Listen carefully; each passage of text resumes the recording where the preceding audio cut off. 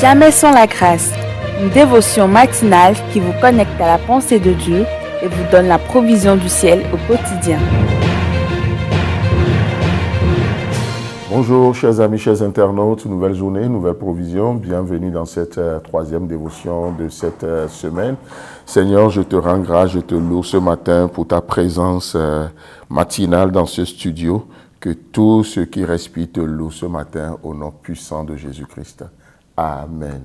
Actes chapitre 3, le verset 6. Alors Pierre lui dit, « Je n'ai ni argent ni or, mais ce que j'ai, je te le donne. Au nom de Jésus-Christ de Nazareth, lève-toi et marche. » Amen. Hier, nous parlons de la puissance de ce nom.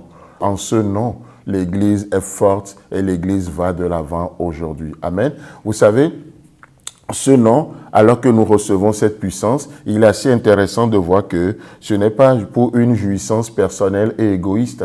Mais si nous avons ce nom, si nous avons reçu ce pouvoir, c'est pour nous tourner vers les autres également. C'est pour une mission. Vous savez, et là, les disciples, malheureusement, n'avaient pas bien compris cela à l'époque, alors qu'ils se sont rendus avec leur maître dans un village pour évangéliser, pour prêcher l'évangile. Et Jésus n'a pas été accepté, il a été refusé. Qu'est-ce que les disciples vont dire à Jésus? D'ailleurs, heureusement que Jésus était avec eux le jour-là. Et ils vont dire à Jésus, « Maître, est-ce que tu veux que nous commandons le feu du ciel pour les consumer? » Parce qu'ils savent la puissance, la force qui est la leur.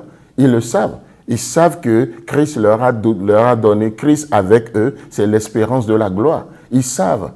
Mais ils voulaient juste en faire une jouissance égoïste et personnelle. Au lieu que cela profite pour les gens, qu'est-ce qu'ils voulaient faire? Ils voulaient plutôt détruire les gens. Et Jésus va se tourner vers ses disciples bien-aimés et il va leur dire, « Vous ne savez de quel esprit vous êtes animés. Le Fils de l'homme n'est pas venu pour perdre les gens. Le Fils de l'homme est venu sauver ceux qui étaient perdus. Il est venu chercher, sauver ceux qui étaient perdus. » Amen. Alors, partout dans votre vie, dans différents domaines de votre vie, vous avez des pertes, vous avez des choses qui vous échappent, les choses qui sont perdues. Qu'est-ce qui se passe? Le Fils de l'homme vient dans ces domaines aujourd'hui et il cherche, il rachète. Il cherche et il sauve. Il sauve des relations brisées. Il sauve des vies ruinées. Il sauve encore aujourd'hui. Il reconstruit des vies. Il sauve de l'enfer. Il sauve de l'égarement. Il sauve de l'hérésie. Il sauve de nos faiblesses. Il sauve encore aujourd'hui de différentes manières et à plusieurs reprises. Le Fils de l'homme vient encore aujourd'hui dans le business de chercher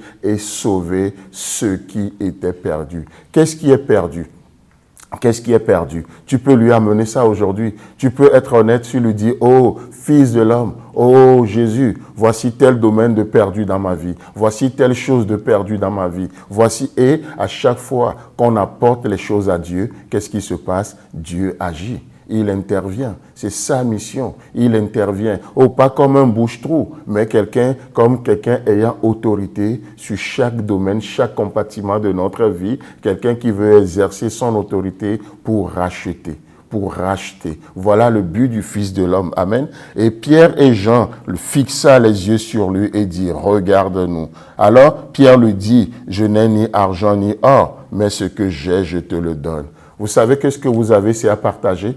La meilleure manière de jouir de ce que vous avez, ce n'est pas de le garder. C'est comme ces 10 lépreux à Samarie, lorsque Samarie était assiégée. Et ces 10 lépreux qui étaient hors de la ville, ils vont trouver la provision nécessaire. Et ils iront seuls, ils iront ramasser les choses, aller les cacher, manger. Et à un moment donné, qu'est-ce que ces lépreux vont dire? Ils disent, « Oh, nous n'agissons pas bien. Aujourd'hui est une journée de bonnes nouvelles. Nous irons dans la maison du roi. » Et nous allons apporter cette nouvelle. Et au travers de ces quelques lépreux, toute la ville de Samarie sera sauvée. De la famine, toute la ville. Frères et sœurs en Christ, chers amis, chers internautes, aujourd'hui, nous avons quelque chose. Oh, mais combien sont blottis dans les 4 coins du mur de leur église aujourd'hui, en se battant pour une église, en disant, oui, c'est mon église, c'est ceci. Non, nous n'agissons pas bien. Ce que nous avons, apportons-le aux gens qui sont dehors. Apportons-le, annoncez-le aux gens du dehors, car c'est pour ça que le Fils de l'homme est venu. Il n'est pas juste venu pour rester avec les Juifs. Il n'est pas venu juste rester demeurer à Jérusalem. Non, il vient, c'est vrai, Jérusalem, Judée, Samarie, mais jusqu'aux extrémités de la terre. Jusqu'aux extrémités de la terre. La meilleure manière de jouir de ce que vous avez aujourd'hui, c'est de le partager avec les autres. Que le Seigneur vous bénisse et si Christ a à venir, on se retrouve demain. Si vous avez aimé cette émission, parlez-en à vos amis. Parlez-leur du message de la grâce et de ce qu'il fait dans vos vies. Pour un sujet de prière, une question ou pour devenir partenaire, contactez-nous au 00229 94 75 80 20. Que Dieu vous bénisse et à la prochaine. En attendant, pensez avec Dieu.